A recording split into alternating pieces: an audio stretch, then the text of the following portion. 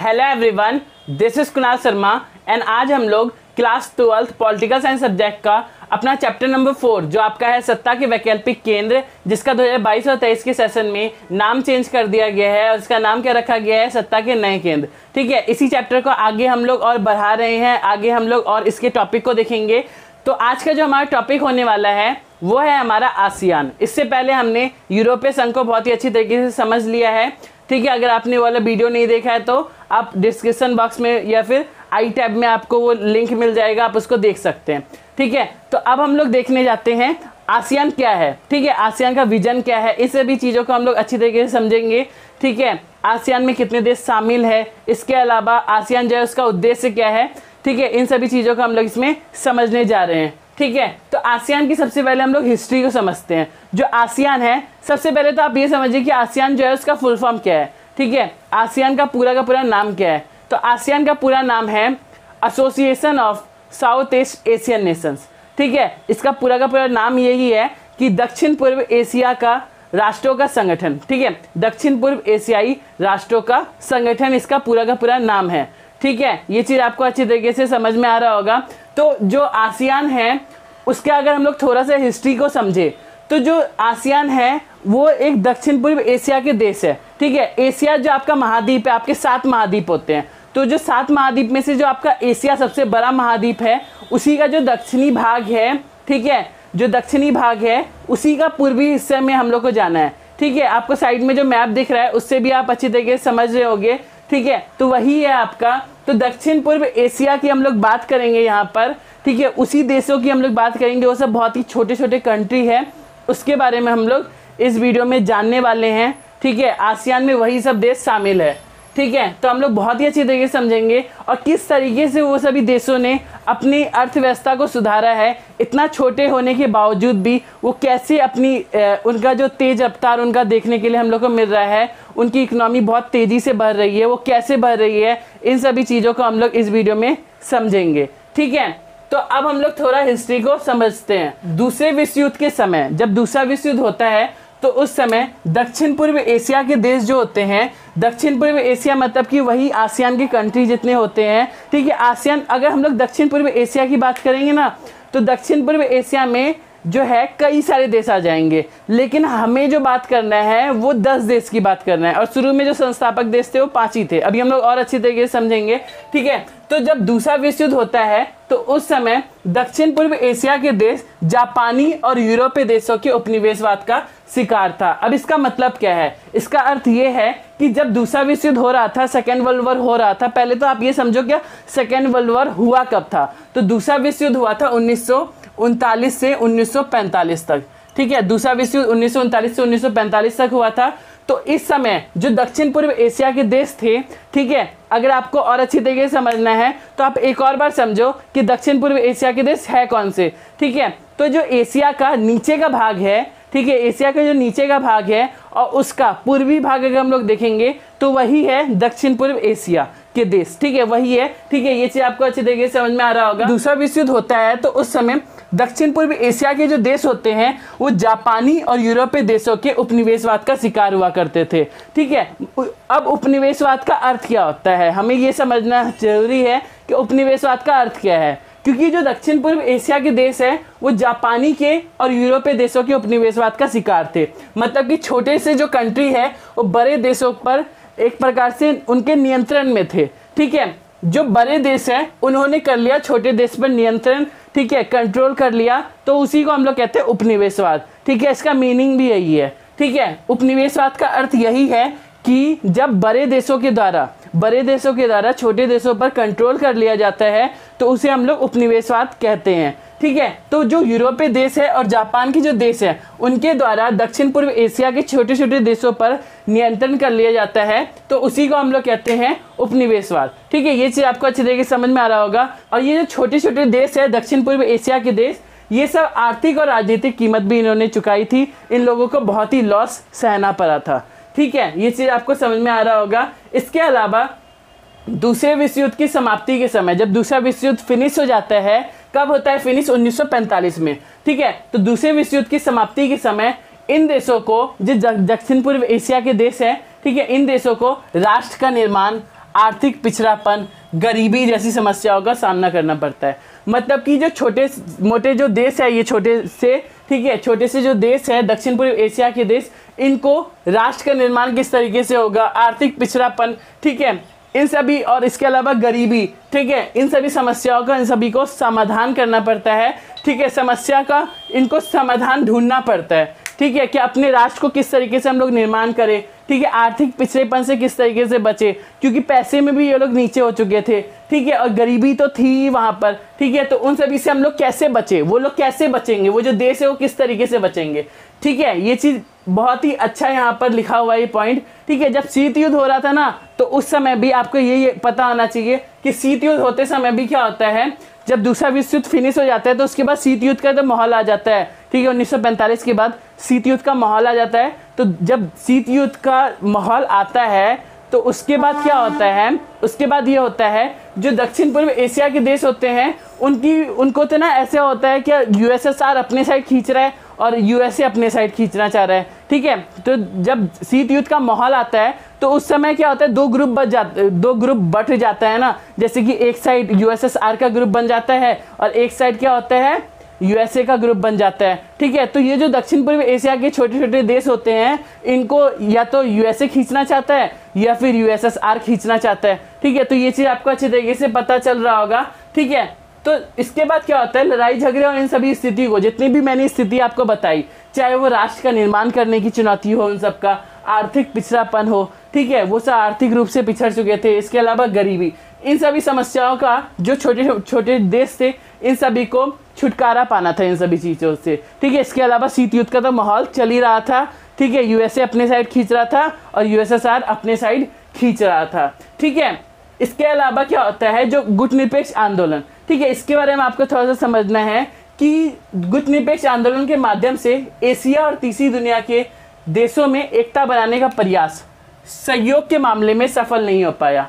इसका अर्थ क्या है, इसका अर्थ ये है कि ये दक्षिण पूर्व एशिया के जो देश है, इन सभी देशों को पहले तो राष्ट्र का निर्माण में चुनौतियां सहना पड़ रहा है, ठीक है। इसके अलावा आर्थिक पिछड़ापन से ये लोग गुजर रहे हैं, ठीक है, गरीबी जैसी समस्या से इन सबको सामना करना है, ठीक है, ये चीज़ आपको समझ में आ रहा होगा। तो ये जो इतनी बड़ी समस्या है, इसके साथ साथ इन लोगों को अब ये लोग तो करे क्या, ठीक है, ये लोग ना ही शीत युद्ध के माहौल में ना ही यूएसएसआर के पास जा पाते हैं, ना ही यूएसए के साथ शामिल हो पाते हैं, ठीक है, और ना ही ये लोग जो देश होते हैं ये गुटनिरपेक्ष में भी शामिल नहीं होते, क्योंकि जो गुटनिरपेक्ष जो है नॉन अलाइन्ड मूवमेंट जो है, ठीक है, उसमें जितने देश होते हैं वो इतने इफेक्टिव नहीं होते हैं, ठीक है, गुटनिरपेक्ष आंदोलन इतना इफेक्टिव नहीं होता है, ठीक है। तो ये लोग उसमें भी शामिल नहीं होते जो दक्षिण पूर्व एशिया के देश होते हैं। इसी के कारण क्या होता है, दक्षिण पूर्व एशिया के देश जो होते हैं वो क्या करते हैं, आसियान को जन्म देते हैं, ठीक है। आसियान जो आपका क्षेत्रीय संगठन है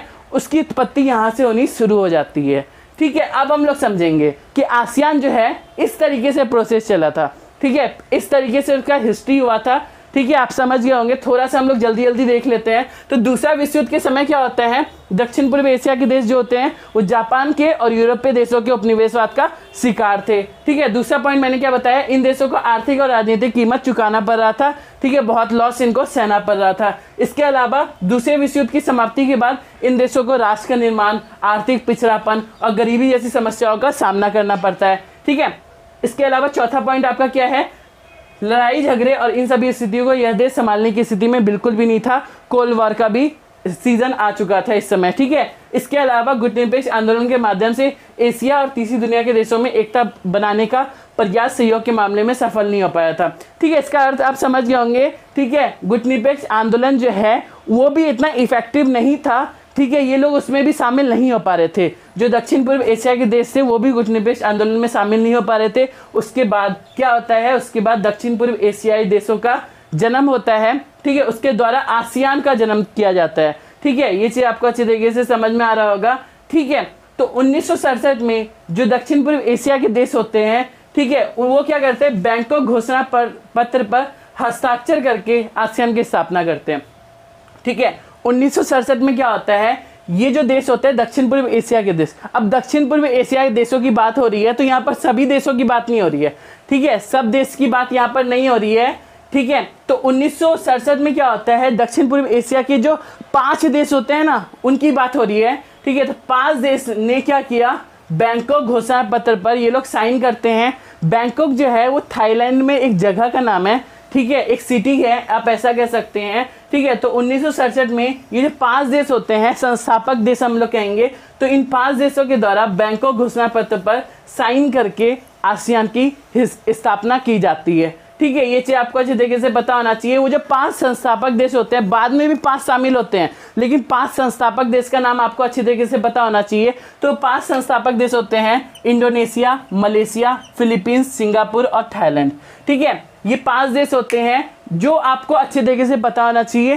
पेपर में ज़्यादा चांसेस इसका होगा कि 5 देश कौन से थे जिन्होंने आसियान में सबसे पहले जो संस्थापक देश है, ठीक है, आसियान के जो संस्थापक देश है उनका नाम क्या है, इंडोनेशिया, मलेशिया, फिलीपींस, सिंगापुर और थाईलैंड, ठीक है। ये 5 देश थे, ये चीज़ आपको अच्छी तरीके से पता होना चाहिए, ठीक है। इसके अलावा बाद में जो शामिल देश थे, ठीक है, बाद में भी, तो क्योंकि ये जो देश थे पहले 5 थे, ठीक है, 5 संस्थापक देश थे और बाद में जाके 5 और जुड़ गए थे, तो ये टोटल मिला के 10 हो गया था, ठीक है। तो बाद में जो शामिल देश होते हैं वो होता है आपका ब्रुनेई दारुसलाम, ठीक है, लाओस, कंबोडिया, म्यांमार और वियतनाम, ठीक है। ये चीज़ आपको समझ में आ रहा होगा। इसके अलावा अगर हम लोग आसियान के झंडे के बारे में बात करें, आसियान का जो फ्लैग है वो किस तरीके का है, तो आसियान के झंडे में धान की 10 बालियों को दिखाया गया है, ठीक है। धान की 10 बालियों को दिखाया गया है जो आसियान में शामिल 10 देशों की एकता को दिखाते हैं। मतलब कि वो धान की जो 10 बालियां हैं वो आसियान में 10 देश जैसे शामिल, मैंने आपको बताया था ना कौन कौन से, इंडोनेशिया, मलेशिया, फिलीपींस, सिंगापुर और थाईलैंड, और इसके अलावा Brunei Darussalam, Laos, Cambodia, Myanmar और वियतनाम। तो ये जो 10 देश है इनके साथ मतलब कि धान की 10 बालियां इन देशों को दिखलाते हैं जो आसियान में शामिल 10 देशों की एकता को दिखलाते हैं, एक यूनिटी को दिखलाते हैं, ठीक है। इसके अलावा ये धान की बालियां जो है, ये धान की जो बालियां हैं ये आपस में धागे में बंधे हुए हैं, ठीक है। धान की बालियों को क्या किया गया है, आपस में धागे में बांध दिया गया है। अब अगर आपस में धागे में बांधेंगे तो इसका अर्थ क्या है, इसका अर्थ ये है कि वो हमें एकता दिखलाना चाहते हैं, वो हमें दोस्ती दिखलाना चाहते हैं, ठीक है। ये आप समझ जाओगे, जैसे कि अगर मेरा ये हाथ है, ठीक है, तो ये खुला हुआ है, ठीक है, अगर इसको मैंने ऐसे बना दिया तो एक हो गया ना, एकता हो गया, ठीक है। ये आप समझ जाओगे, ठीक है। तो जो सदस्य देशों की एकता और मित्रता को दिखलाते हैं, ठीक है। ये चीज़ आपको अच्छी तरीके से समझ में आ रहा होगा। और इसके अलावा 1 मार्क्स के लिए आपसे इंपॉर्टेंट क्वेश्चन पूछ सकता है कि आसियान जो है उसका मुख्यालय कहाँ पर है, ठीक है। तो आसियान का जो मुख्यालय है वो है जकार्ता में, जो इंडोनेशिया के अंदर स्थित है। ये चीज़ आपको अच्छी तरीके से पता होना चाहिए, उसका हेड ऑफिस है, ठीक है, जकार्ता में, इंडोनेशिया में, ठीक है। ये चीज़ आपको अच्छी तरीके से पता होना चाहिए। अब हम लोग देखेंगे जो आसियान है उसका उद्देश्य क्या है, ठीक है, उसका पर्पस क्या है, उसके बाद हम लोग उसके विजन को भी देखेंगे, ठीक है। तो चलिए हम लोग देखते हैं। ओके एवरीवन, तो अब हम लोग समझते हैं आसियान जो है उसका उद्देश्य क्या है, उसके पर्पस क्या है, ठीक है, उसको हम लोग समझते हैं। तो आसियान जो है उसका पहला लक्ष्य क्या है, आर्थिक विकास को तेज करना और उसके माध्यम से सामाजिक और सांस्कृतिक विकास करना।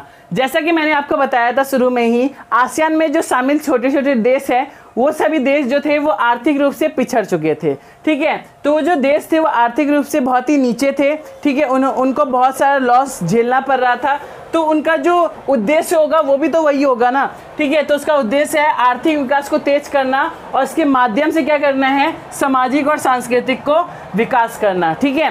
क्या करना है, आर्थिक विकास को तेज करना और इसके माध्यम से सामाजिक और सांस्कृतिक विकास करना, ठीक है। दूसरा पॉइंट होगा हम लोग का, जो दूसरा लक्ष्य है वो है संयुक्त राष्ट्र के नियमों पर आधारित क्षेत्र शांति और स्थायित्व को बढ़ावा देना।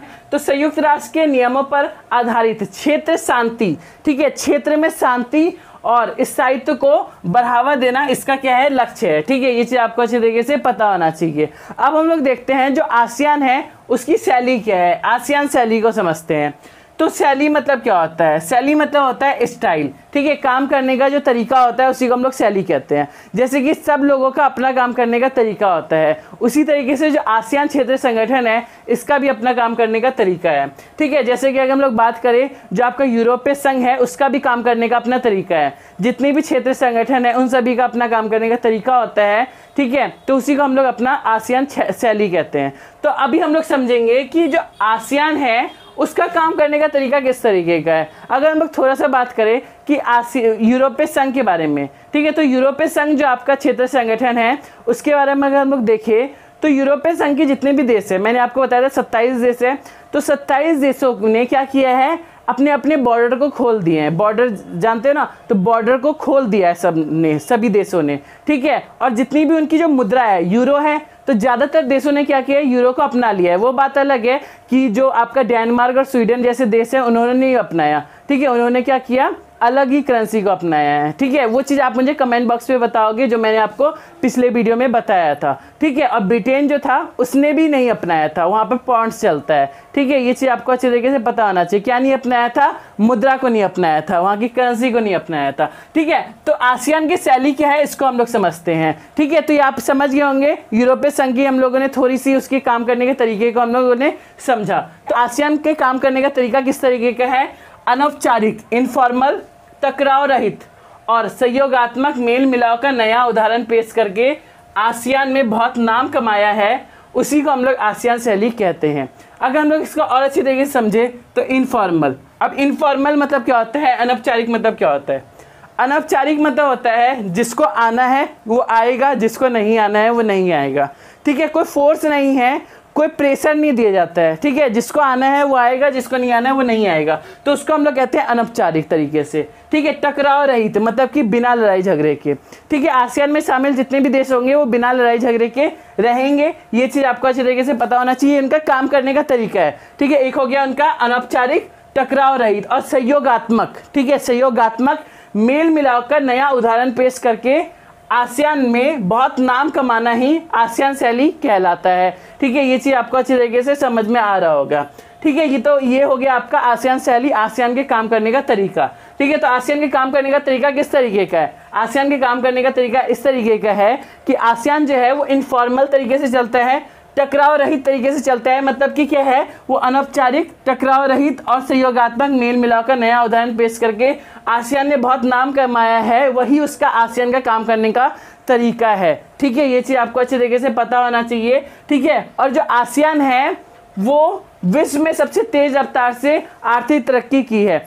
आसियान ऐसा है ना कि आसियान ने बहुत ही तेज तरीके से, मतलब कि ऐसा होता है ना कि ये है तो बहुत छोटा देश, ठीक है, लेकिन जो इसका रफ्तार है ना वो बहुत तेज है, ठीक है। इसने बहुत ही जल्दी ही ग्रोथ किया है, ये चीज़ आपको अच्छी तरीके से पता होना चाहिए। अगर हम लोग इसके बदले यूरोपीय संघ से इसका कंपैरिजन करें ना, तो ये हम लोग कह सकते हैं कि यूरोपीय संघ से ये बहुत छोटा है, ठीक है। यूरोपीय संघ कहाँ कितना बड़ा, उसका कितने सारे देश उसमें शामिल है, ठीक है, और सभी देश बड़े बड़े भी है, ठीक है। इससे तो बड़े ही है ना, इसमें सिंगापुर है, उसमें फ्रांस भी अगर है तो देख सकते हो आप, ठीक है। और इसके अलावा उसमें जैसे कि डेनमार्क, स्वीडन, ठीक है, जर्मनी हो गया, इटली हो गया, पुर्तगाल हो गया, वो हो गया यूरोपीय संघ के देश, ठीक है। और इसमें आपके कौन कौन से हो गए, इसमें आपका सिंगापुर हो गया, थाईलैंड हो गया, ठीक है, और कौन कौन से देश हो गए, ब्रुनई हो गया, दारुसलाम हो गया, ठीक है, ब्रुनई, दारुसलाम, और आपका हो गया म्यांमार, ठीक है, और भी कई सारे देश है। तो ये आपके आसियान के देश हो गए, ठीक है। तो आप कंपैरिजन करके ऐसे देखा करो तो आपको समझ में आएगा। आसियान ने विश्व के सबसे तेज रफ्तार से आर्थिक तरक्की की है, ठीक है। विश्व में ऐसा है ना ये आसियान कि आसियान है तो बहुत छोटा, ठीक है, आसियान की जो कंट्री है वो बहुत छोटे छोटे हैं, लेकिन इसका जो रफ्तार है वो बहुत तेज तरीके से है। और ये चीज़ आपको अच्छी तरीके से पता होना चाहिए, जो आसियान देश है उन्होंने अपने बॉर्डर को नहीं खोला है, ठीक है। जैसे कि यूरोपीय संघ के जितने भी देश है, 27 देश उसमें शामिल है, तो उनमें से ज़्यादातर देशों ने अपने बॉर्डर को खोल दिया है, ठीक है। मतलब कि देश के अंदर जितने भी लोग हैं वो आना जाना कर सकते हैं एक दूसरे देश में, ठीक है। लेकिन जो यहाँ के जो देश है, ठीक है, जैसे कि सिंगापुर, थाईलैंड, ठीक है, ये जितने भी देश है, ठीक है, 10 देश आपके हैं, म्यांमार भी इसी में शामिल है, ठीक है। तो ये जो 10 देश हैं इन्होंने अपने बॉर्डर को नहीं खोला है। लेकिन अगर हम लोग यूरोपीय संघ की बात करें तो यूरोपीय संघ के जितने भी शामिल देश है यूरोपीय संघ में, उन सभी देशों ने अपने बॉर्डर को खोल दिया है। आसियान जो है विश्व में सबसे तेज रफ्तार से आर्थिक तरक्की किया है, ये चीज मैंने आपको अच्छी तरीके से बता दिया, ठीक है। और 2003 में आसियान ने 3 स्तंभों के आधार पर आसियान समुदाय को बनाया है, ठीक है। आसियान ने क्या किया, 3 पिलर के हिसाब से क्या किया, आसियान समुदाय को बनाया। कब बनाया, 2003 में, ठीक है। वो 3 पिलर कौन कौन से हैं, एक है आपका आसियान सुरक्षा समुदाय, एक है आपका आसियान आर्थिक समुदाय, एक है आपका आसियान सामाजिक और सांस्कृतिक समुदाय, ठीक है, इसको हम लोग बारी बारी से समझेंगे और सबका मीनिंग जो है उसी के हेडिंग में लिखा हुआ है। ठीक है, तो जैसे कि यहाँ पे लिखा हुआ है आसियान सुरक्षा समुदाय।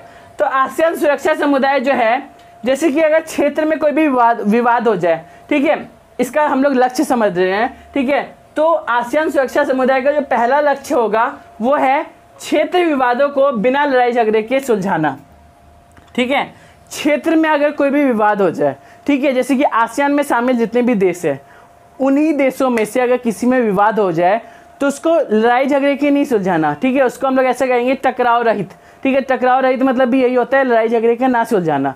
ठीक है, लड़ाई झगड़ा नहीं करना, इसका मतलब भी होता है टकराव रहित। ठीक है, तो क्षेत्र विवाद को बिना लड़ाई झगड़े के सुलझाना। ठीक है, और इसके अलावा आपको एक और चीज़ पता होना चाहिए, अगर लड़ाई झगड़े के नहीं सुलझाएंगे तो क्या करेंगे, बातचीत से सुलझाएंगे। ठीक है, तो वो लोग क्या करेंगे, लड़ाई झगड़ा नहीं करके बातचीत को ज़्यादा प्रोत्साहित देते हैं, वो लोग बढ़ावा देते हैं। ठीक है, अभी हम लोग विजन में भी ये चीज़ अच्छी तरीके से देखेंगे। तो आसियान सुरक्षा समुदाय ने क्या किया है, कुछ समझौते किए हैं आसियान में शामिल जितने भी देश है। ठीक है, जितने भी देश आसियान में शामिल है, 10 देश जो शामिल है, उन सभी देशों ने आसियान सुरक्षा समुदाय के अंतर्गत अगर हम लोग देखेंगे तो आसियान सुरक्षा समुदाय में क्या कहा गया है, उन लोगों ने क्या किया है, समझौता किया है। ठीक है, वो क्या क्या समझौते किए हैं उसको हम लोग समझते हैं। तो आसियान में शामिल जो देश है उन्होंने पहला समझौता किया शांति के लिए। ठीक है, कि शांति बने रहेगा। दूसरा किया है निष्पक्षता के लिए। ठीक है, तीसरा किया है सहयोग के लिए। चौथा किया है हस्तक्षेप के लिए, मतलब कि दखल नहीं देंगे आपस की कंट्री में। ठीक है, और इसके अलावा इसको बढ़ावा देते हैं वो लोग, मतलब कि क्या है, शांति, निष्पक्षता और सहयोग और हस्तक्षेप को बढ़ावा देते हैं। इन सभी चीज़ों के लिए उन्होंने आपस में समझौता किया है। ठीक है, ये चीज़ आपको अच्छी तरीके से पता होना चाहिए। जैसे कि चाइना की इकोनॉमी के बारे में भी हम लोग पढ़ेंगे अगले वाले वीडियो में, तो उसमें भी हम लोग यही समझेंगे, जो चाइना है उसने भी इंडिया के साथ पंचशील समझौता किया था। ठीक है, उसी तरीके से ये जो देश है, इन देशों ने भी आपस में मिलकर समझौता कर लिया है। ठीक है, ये चीज़ आपको अच्छी तरीके से समझ में आ रहा होगा। और राष्ट्रों की संप्रभुता के अधिकारों का सम्मान करना, राष्ट्रों में जो संप्रभुता का अधिकार है उसका सम्मान करना। अब हम लोग देखते हैं आसियान आर्थिक समुदाय का अर्थ क्या है। आसियान आर्थिक समुदाय में ही उसका अर्थ निकलेगा, उसका लक्ष्य निकलेगा।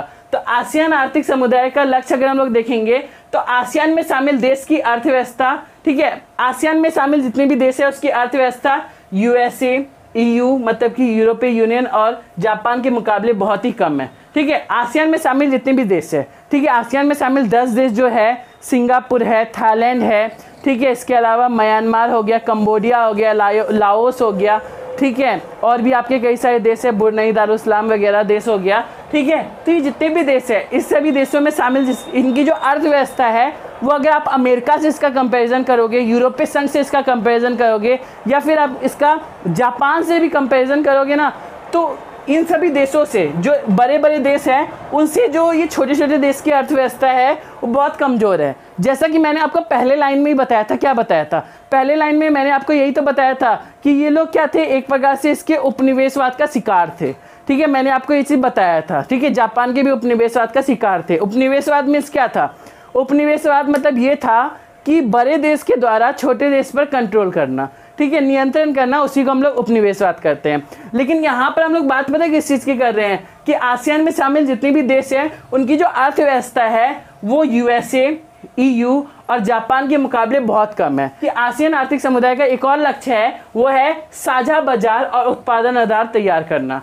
साझा बाजार मतलब क्या होता है, ऐसा बाजार जिसमें बाधाएं ना हो। ठीक है, ये चीज़ आपको अच्छी तरीके से समझना है। ठीक है, इस तरीके का बाजार जिसमें बाधा नहीं होती है उसे हम लोग साझा बाजार कहते हैं। ठीक है, अगर आपको और अच्छी तरीके से समझना है तो विकिपीडिया में सर्च करना, ठीक है, आपको समझ में और अच्छी तरीके से आ जाएगा। ठीक है, तो जो आसियान आर्थिक समुदाय का लक्ष्य है वो है साझा बाजार और उत्पादन आधार तैयार करना। किसका लक्ष्य है, आसियान आर्थिक समुदाय का लक्ष्य है। और इस क्षेत्र में सामाजिक आर्थिक विकास में मदद करना आसियान आर्थिक समुदाय का लक्ष्य है। ठीक है, आसियान में शामिल जितने भी देश है, ठीक है, आसियान में जितने भी देश शामिल हैं उन सभी शामिल देशों में सामाजिक आर्थिक विकास करने में मदद करना आसियान आर्थिक समुदाय का लक्ष्य है। आसियान आर्थिक समुदाय का एक और लक्ष्य क्या है, इन देशों की आर्थिक विवाद को सुलझाना। ठीक है, इन देशों में जो आर्थिक रूप से विवाद हो रहा है उसको सुलझाना आसियान आर्थिक समुदाय का लक्ष्य है। अब हम लोग अपने लास्ट वाले स्तंभ को देखेंगे, लास्ट वाले पिलर को देखेंगे, तो वो है आपका आसियान सामाजिक और सांस्कृतिक समुदाय। ठीक है, थर्ड पिलर है आपका आसियान सामाजिक और सांस्कृतिक समुदाय। तो उसमें क्या लिखा हुआ है, ठीक है, इसके बारे में आपके बुक में नहीं मिलेगा। ठीक है, इन दोनों के बारे में आपके बुक में बहुत अच्छी तरीके से लिखा हुआ है, इसके बारे में नहीं लिखा हुआ है, तो इसको हम लोग छोड़ेंगे तो नहीं। ठीक है, तो इसको हम लोग किस तरीके से करेंगे, इसी के नाम से ही इसका मीनिंग निकालेंगे। तो इसमें लिखा हुआ क्या है, आसियान सामाजिक और सांस्कृतिक समुदाय। ठीक है, तो आसियान देशों को सामाजिक और सांस्कृतिक विकास करने के लिए बढ़ावा देना इस समुदाय का लक्ष्य है। आसियान में शामिल जितने भी देश हैं उनको सामाजिक और सांस्कृतिक विकास करने के लिए क्या करना है, प्रोत्साहित करना है। ठीक है, प्रेरित करना ही किसका लक्ष्य है, आसियान सामाजिक और सांस्कृतिक समुदाय का लक्ष्य है। ठीक है, आसियान देशों को सामाजिक और सांस्कृतिक विकास करने के लिए बढ़ावा देना इस समुदाय का लक्ष्य है। ये चीज़ आपको अच्छी तरीके से पता होना चाहिए। ठीक है, अब हम लोग करेंगे अपने लास्ट टॉपिक को, जो होगा हमारा आसियान विजन। ठीक है, विजन दस्तावेज वाला टॉपिक। ठीक है, उसके बाद हमारा वीडियो फिनिश हो जाएगा और एक छोटा सा टॉपिक बचेगा जो होगा हमारा आसियान क्षेत्रीय मंच। ठीक है, उसको भी हम लोग जल्दी से फिनिश करेंगे, फिर हमारा वीडियो अच्छी तरीके से फिनिश हो जाएगा। ठीक है, ओके एवरीवन, तो अब हम लोग समझते हैं अपने एक इम्पॉर्टेंट टॉपिक को और अपने एक छोटे से टॉपिक को। तो हम लोग का जो छोटा सा टॉपिक है वो है हमारा आसियान क्षेत्रीय मंच। आसियान क्षेत्रीय मंच की स्थापना कब हुई, इसका उद्देश्य क्या है, उसको हम लोग समझेंगे। और आसियान विजन दस्तावेज 2020 जो हमारा बहुत ही ज़्यादा इंपॉर्टेंट टॉपिक है हमारे बोर्ड के पॉइंट ऑफ व्यू से। ठीक है, तो इसको हम लोग अच्छी तरीके से समझते हैं। तो सबसे पहले हम लोग समझेंगे कि आसियान क्षेत्रीय मंच जो है उसकी स्थापना कब होती है। तो आसियान क्षेत्रीय मंच जो है उसकी स्थापना 1994 में होता है। ठीक है, और इसका उद्देश्य क्या होता है, इसका पर्पस क्या होता है। तो आसियान क्षेत्रीय मंच का जो पर्पस होता है, उद्देश्य होता है, वो होता है आसियान में शामिल देशों की सुरक्षा करना। आसियान जो आपका क्षेत्रीय मंच है उसमें शामिल जो देश है, 10 देश शामिल है उसमें, तो उन 10 देशों की जो सुरक्षा करता है वो कौन करता है, आसियान क्षेत्रीय मंच करता है।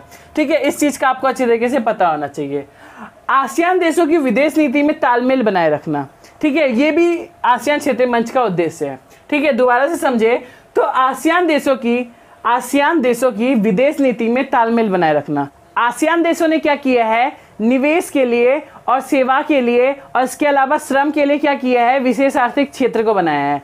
ठीक है, मतलब इन्वेस्टमेंट करने के लिए आप कह सकते हो। ठीक है, तो उसके लिए उन्होंने क्या किया है, विशेष आर्थिक क्षेत्रों को बनाया है, जिसमें जो आपका चाइना देश है और आपका अमेरिका देश है उन्होंने भी साथ दिया है। ठीक है, और जो आपका भारत देश है ना, उसने भी अभी के समय जो है उसका साथ देना शुरू कर दिया। अभी हम लोग इसको यही चीज़ हम लोग समझने जा रहे हैं।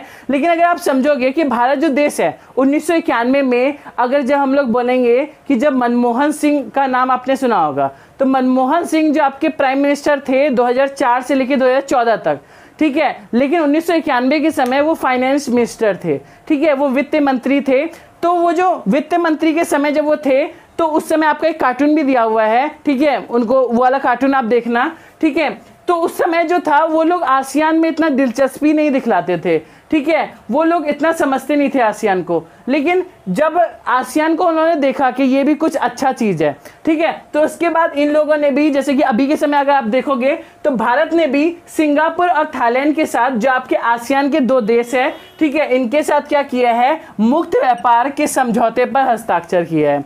ठीक है, मुक्त व्यापार जो आपका फ्री ट्रेड होता है उसके समझौते पर क्या किया है, साइन किया है। ठीक है, ये चीज़ आपको अच्छी तरीके से पता होना चाहिए। आसियान एकमात्र ऐसा क्षेत्रीय संगठन है जो एशियाई देशों और विश्व की शक्तियों को राजनीतिक और सुरक्षा जैसे मामलों पर चर्चा करने के लिए राजनीतिक मंच उपलब्ध कराता है। अब इसको आप समझो, आसियान एक ऐसा देश है जो जितनी भी विश्व में जितनी भी शक्तियां हैं, ठीक है, जैसे आप यूएसए की बात करो या फिर आप रसिया की बात करो, ठीक है, तो ये सब आपकी शक्तियां हैं। तो इन सभी शक्तियों को राजनीतिक और सुरक्षा जैसे मामलों पर चर्चा के लिए एक राजनीतिक मंच, एक स्टेज, एक प्लेटफॉर्म तैयार करता है। ठीक है, एक उपलब्ध करवाता है। ठीक है, इन सभी देशों के लिए, जो एशिया के देश है, एशिया की कोई से भी देश हो, उन सभी देशों के लिए और विश्व की शक्तियों के लिए राजनीतिक और आर्थिक, ठीक है, राजनीतिक और आर्थिक, अगर उनका कुछ भी सुरक्षा जैसे मामलों पर चर्चा करने के लिए वो लोग क्या करते हैं, राजनीतिक मंच उपलब्ध करवाते हैं, एक प्लेटफॉर्म तैयार करवाते हैं। ये चीज़ आपको अच्छे तरीके से पता होना चाहिए। अब हम लोग अपने सबसे ज़्यादा इंपॉर्टेंट टॉपिक को देखेंगे, जो है हमारा आसियान विजन दस्तावेज 2020। ओके एवरीवन, तो अब हम लोग समझते हैं आसियान के विजन दस्तावेज 2020 के बारे में। जो आसियान का विजन दस्तावेज 2020 है, ये आपका बहुत ज़्यादा इंपॉर्टेंट टॉपिक है आपके बोर्ड के पॉइंट ऑफ व्यू से। तो जो आसियान का विजन दस्तावेज 2020 है, ठीक है, तो आसियान के विजन दस्तावेज 2020 में अंतर्राष्ट्रीय समुदाय में आसियान की बहिर्मुखी भूमिका होगी। तो आसियान के विजन दस्तावेज 2020 में ये बोला गया है कि अंतर्राष्ट्रीय समुदाय में आसियान की बहिर्मुखी भूमिका होगी, बहुत क्षेत्रों में भूमिका होगी, कई सारे क्षेत्रों में भूमिका होगी। और इस विजन दस्तावेज 2020 में इस बात पर विशेष बल दिया गया है कि आसियान के द्वारा लड़ाई झगड़े की जगह बातचीत को बढ़ावा दिया जाएगा। अब इसका अर्थ क्या है? इसका अर्थ यह है कि आसियान का विजन दस्तावेज 2020 में इस बात पर विशेष फोकस दिया गया है, ठीक है, एक विशेष बल दिया गया है कि आसियान के द्वारा लड़ाई झगड़े को, ठीक है, टकराव की जगह वो लोग क्या करेंगे, बातचीत पर ज़्यादा बढ़ावा देंगे, ठीक है, मतलब कि वो लोग क्या करेंगे, बातचीत पर ज़्यादा फोकस देंगे। इसके अलावा आसियान ने कंबोडिया के टकराव को ख़त्म किया है। आसियान जो है उसने जो कंबोडिया देश में टकराव चल रहा था, वहाँ पर जो आपका सिविल वॉर चल रहा था, उसको ख़त्म किया है। किसने? आसियान क्षेत्रीय संगठन ने। तो ये इसकी उपलब्धियाँ है, आसियान जो है उसकी उपलब्धियाँ हैं कि आसियान ने कंबोडिया के टकराव को ख़त्म किया है और आसियान ने पूर्वी तिमोर के संकट को भी संभाला है। ये चीज़ आपको अच्छी तरीके से समझ में आना चाहिए। इसके अलावा पूर्वी एशियाई देशों के सहयोग पर बातचीत के लिए 1999 में नियमित रूप से वार्षिक बैठक भी किया है। जो आसियान है, ठीक है, आसियान ने पूर्वी एशियाई देशों के सहयोग पर बातचीत के लिए 1999 में नियमित रूप से वार्षिक बैठक भी किया है। इसी के साथ साथ ये वीडियो हमारा फिनिश होता है। अगर आपको ये वीडियो इन्फॉर्मेटिव और अच्छा लगे तो कमेंट बॉक्स में अपना राय जरूर बताना कि ये वीडियो आपको किस तरीके का लगा, और अपनी तरफ से एक लाइक जरूर करना, जिससे हमें मोटिवेशन मिलता है और हम लोग और वीडियोस आपके लिए बना सकते हैं। Till then keep learning, keep exploring.